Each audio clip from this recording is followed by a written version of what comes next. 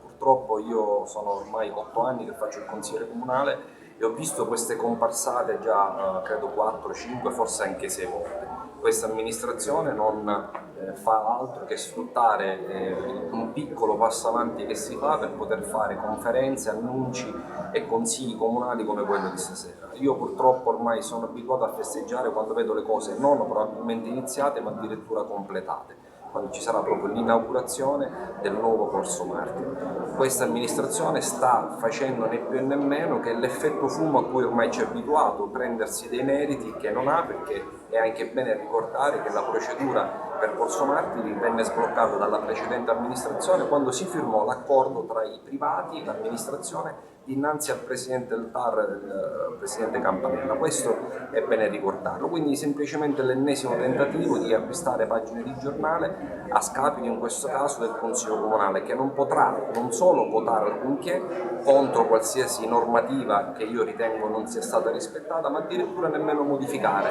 E allora vorrei capire cosa stiamo facendo qui stasera, dato che questo progetto, e mi taccio, è stato già presentato qualche mese fa dalla stessa amministrazione comunale.